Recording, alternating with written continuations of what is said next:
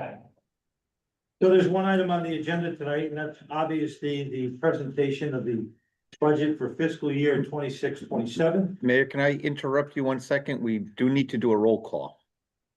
Okay, we can get to that. Okay, So the purpose of tonight's meeting is the presentation of the budget for fiscal year 26-27 to the Board of Aldermen and the Board of Apportionment and Taxation. So before I do the presentation, if you'd like to do a roll call, be my guest. okay. John Boyko, Chair of Apportionment and Taxation. I will work my way to the left. John Belden, A&T. Okay, you're here. Joanna Carloni, A&T. Wayne Bragg, A&T. Okay, do we have people at home? There's nobody from A&T online. Nobody, okay. Next, we will go to the Alderman. We'll start with you, Alderman Perry. Alderman Perry, Board of Alderman. Lorenzo Durante, Alderman, fourth ward. Anthony Chimney, Alderman, first. Bernard Simons. Joined the meeting. Ryan Razat, Alderman, Ward 2. Michael Duncan, Ward 3. Okay, we have a couple other people at the table sitting here, so. John Andrews is on. Oh, Zoom. John Angeles, you out there? John? You can just note it for the record. Yeah. And Bernie too, Bernie. Yeah, just note everybody for the record that's online. If the people at the table want to identify themselves, please do that at this point. Tom, starting with you. Tom Cotter, Assistant Corporation Counsel. Francis Freer, Administrative Assistant. Ellie Lozano, Administrative Assistant. Francis Teodosio, Corporation Counsel. Okay, I believe we have everybody. The agenda is for Mayor Loretti to present his budget for fiscal year 2026 to 2027 to the Board of Aldermen and to the Board of A&T, so present the budget. Okay. Well, good evening, members of the Board of Aldermen, members of the Board of Apportionment and Taxation, members of the press, the public. So this afternoon will mark my 35th budget presentation. And I've got to tell you, as I stand here today, it was never a plan. Never thought that I would be here so many years later, making this presentation. I must say that over the years, we have developed a consistency in the way we've done business, particularly on the city side. That will be reflected again in this year's budget. I would suggest to the members here that most of the department heads on the city side just reflect modest increases, if any, mainly due to contractual obligations to our employees. There are some cost of living increases, but not much, that are built in here. And with that, we've been able to maintain a very strong financial position. In fact, I think it's fair to say that we have become the envy of this state in terms of our mill rate and the consistency and the growth that has taken place here. Shelton is a different place than it was back in 1991 when I was first elected. You know, we were an old industrial blue collar city, and today that no longer exists. Even the remnants of what our past looked like down along the river are gone. And we see continued growth of mixed use development, apartments and commercial opportunities. A real rebirth that took off about 10 years ago, and you know, we spent 20 years trying to get downtown in motion. And now that we have, it's been a real positive force economically for the city. When you take an area that is really void of any significant tax dollars, and now as it becomes a major contributor, that is something to be very proud of. You know, when we had our first main project that sat alongside the Derby Shelton Bridge coming into Shelton, it was the old corset factory. They were paying about $4,000 a year in taxes. Today, it's up over 400,000. And, you know, the rest is just history. You know, there was a project right next to it, was the old asphalt plant that was bought by private development.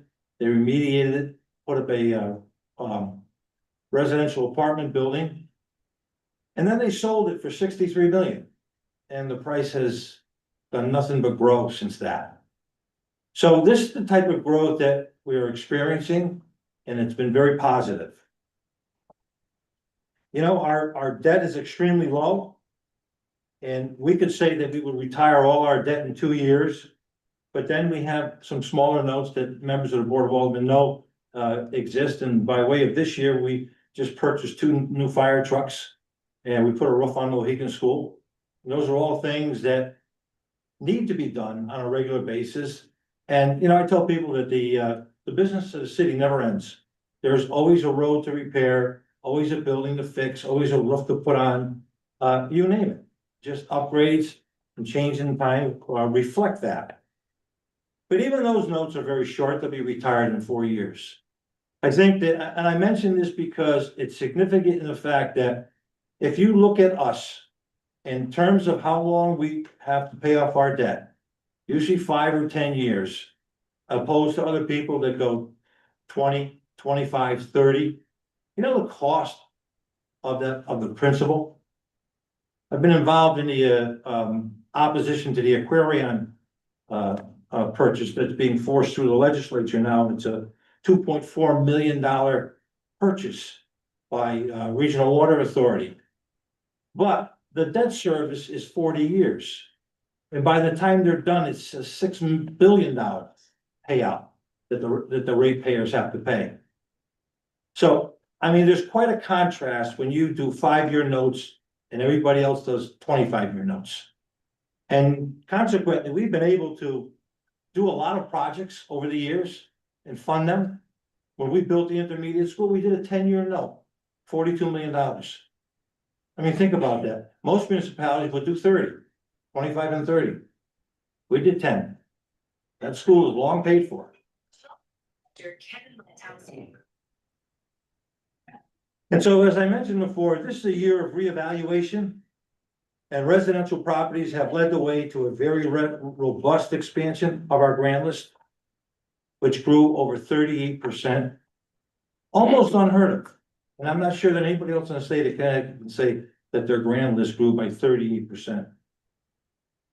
We can. You know, when I was first elected in 91, our grant list was just under $1 billion. Today it's over 8. And the trend really isn't going to stop. Because the die has been cast. People are seeking out Shelton in big numbers. You know, I think everybody has seen the proliferation of apartment buildings and residential buildings, subdivisions that are popping up everywhere. You know, that's going to continue. When you're a commodity that people want, this is what happens. And that's why I said earlier that that we're changed. We're no longer that old blue collar industrial city that some of us grew up in and some of us remember. We've rebranded ourselves. And I'm gonna say that largely it has to do with the number of corporations that have come to town. Because with those corporations, they bring an awful lot of resources and take next to nothing out in the way of services. And we have prospered from that. You know, I'll often hear when I go to mayor's meetings around the state, hey, Loretti, you took my company. Okay. You know, I mean, look at that's just everything is fair game. And so while it's true, you know, I don't make much of it, but I know in the back of my mind, that's the goal. That's always been a goal for me, is to get these companies to come here, stay here, to grow and expand here. And that's happened. You know, the next major heavyweight in Connecticut is Bigelow Tea. Some of you have seen the construction going on up on Constitution Boulevard North, and you know, while it's been a very tough winter to construct in, the state of Connecticut hasn't been easy in terms of delivering the grant monies that they have, and you know, we're grateful for the governor's involvement and recognition of Shelton's success and the importance of that road. But that's about just under 80 acres of development that has been zoned for a manufacturing, corporate park, led the way by Bigelow Tea. And, you know, people think that, they downplay some of these manufacturers, but in this day and age, it's the number of jobs that come along with it. And all those jobs, even if they don't live here, they'll spend money here. They'll spend money in downtown, they'll spend money up on Bridgeport Avenue. That's significant. And, you know, the personal property that exists in these factories is not insignificant anymore. It's in the millions of dollars because most of it's automated. Because when the government becomes punitive to employers, this is where American ingenuity takes a role. And we've been very fortunate here in Shelton to have an active manufacturers community that has bolstered our robotics program, that has gotten national and international recognition over the years that this board has supported. And I've supported and will continue to do that, because I think you need to do that. It's important to do that when you have, when you're getting results and you're getting success, continue to feed it. And so I mentioned some of the areas in town. I don't want to leave out the fact that the growth along the Housatonic River is significant. And it's just happening now. It took over 30 years for anybody to discover the beauty of that river. But now that everybody wants to be there, and for the right reasons, because water is magic. And that's just as pretty a river you'll find anywhere in the country and maybe the world. So, you know, these are some of the highlights that we've been able to enjoy our success on. I want to talk a little bit about education because, you know, I just think that it's becoming more and more of an ongoing issue. And not just here in Shelton, but across the state. Most of this was really created by the legislature, because every time they think they're gonna fix something, they just cost more people money. They're talking today about making Connecticut affordable, but yet they continue to pass legislation that is just more costly than you can imagine.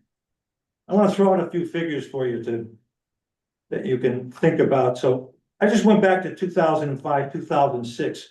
The enrollment in the school system was 5,767 kids. The budget was 55 million. Our per pupil cost was just a little over 9,000. Today, in 2025, we have 4,455 kids. It's almost, well, it's 1,350 less kids today in that time frame, in a 20-year time frame. And I'll tell you that, you know, when I first elected, our enrollment was close to 6,000 or over 6,000. But this is a trend across the state. It's not just here in Shelton. It's a trend across the state. There was an article recently that talked about the Hartford school system in 1 year lost 1,000 kids. Of course, they're a much bigger system than we are, but we are down 120 kids in this year. And I'll talk more about that in a little bit. Our budget is 80,800,000. The per pupil cost is 18,200. So you have a per pupil cost that has doubled, has increased. You have a budget that is 25 million more, and you have 1,350 less kids. So, and I would also add too that, you know, we have the same school building footprint that we had in 91. We haven't gotten rid of any schools. And believe me, I'm not being, I'm not a proponent of that. But I do think that we have, at some point in time, we have to ask ourselves, what's the cost associated with having this footprint? And can we do something different? And I know that change is hard to come by, especially in education. It gets very emotional with parents. Not so much the kids, but the parents are the ones that get emotional. And so, you know, these are things that really need to be taken into consideration and asked about. You know, at the end of last year, we heard about all the layoffs that were coming because of the budget. It wasn't enough. So I did a little research. Between 6/30/25 and 8/31/25, the end of one school year and the beginning of another, 29 full-time Board of Ed employees left the district. 22 resignations, 7 retirements. Between 7/1/25 and current to date, there have been hired 44 full-time employees. 44 full-time employees. So much for the layoffs and the impact. So that leads to about 15 new full-time positions for this year, for this school year that we're in. And, you know, when you have an increase of that many full-time employees, along comes the healthcare costs that don't get talked about till the end. Now, I would tell you that we are in a better place today with healthcare than we were 4 years ago. You know, and I just think it's a reflection of the time, and again, this is not specific to Shelton. This is across the state, but at least on the city side of the healthcare cost budget, we have leveled off and we're in very good shape, actually. So, but that's not the case with the Board of Education. And again, that's a cost and an issue that is not really in their hands. They can't control that. You can't predetermine when people are gonna get sick and how much it's gonna cost to get them better. And look at, that's the purpose of health insurance. So I don't wanna downplay the fact that, you know, that's become a drag on our system, but it's just one of those costs that we need to understand, and you have to look at the trends to see what is, you know, how it's been trending and what it, you know, what it did 5 years ago, what it's doing today. And believe me, we spend a lot of time doing that now. And I still continue to believe that being self-insured is the best approach to paying this cost. Because when you insure something, you are at the mercy of the marketplace. And they're gonna charge you whatever they want, whatever they can. Just look at crude oil. I laugh, I chuckle to myself, and I see the price of crude oil. Crude oil went through the roof before the first bomb in Iran was dropped. Now, all that oil was bought 6 months ago at a different price. But yet, why is it jumping at the pump? So you control things when you can control them. I think that's what we've done.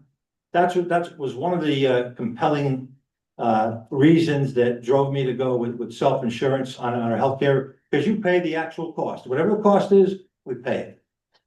And that decision was made many years ago. And Obamacare is really what precipitated that, because we were gonna have to pay a $500,000 fee to be insured, if you can believe that, but that was under Obamacare. And so I said, well, I'm not doing that. We'll just start paying to go out. And look at, we've done well over the years. We've had a couple of bad years, and so be it. But, you know, you gotta ride this stuff out, and we have, and we'll get to the place we need to be. So, you know, this concludes what I have to say today about the budget. I want to remind everyone that the budget process will accumulate with its adoption in May by the Board of Aldermen. There are some things that are going to change. There are some things that I left blank because we don't know what the state is going to do. The state is always a question mark going into May and June, because that's their system. That's how it operates, and there's not much you can do about that. So, you know, some changes will be made to this budget that I expect, and, you know, as I always am, I will have a vocal opinion about things, because I think it's important. Our finances have really led the way to get us to where we are today. So with that, I thank you for your attention. Wish you well in your deliberations. And Mr. Chairman, the floor is yours. Thank you. Well, we've heard the budget, and since this isn't a meeting for us to act on anything, there's nothing on the agenda. Do we have a motion to adjourn? So moved. Do we have a second? Second. All in favor? Aye. Aye. Motion carried.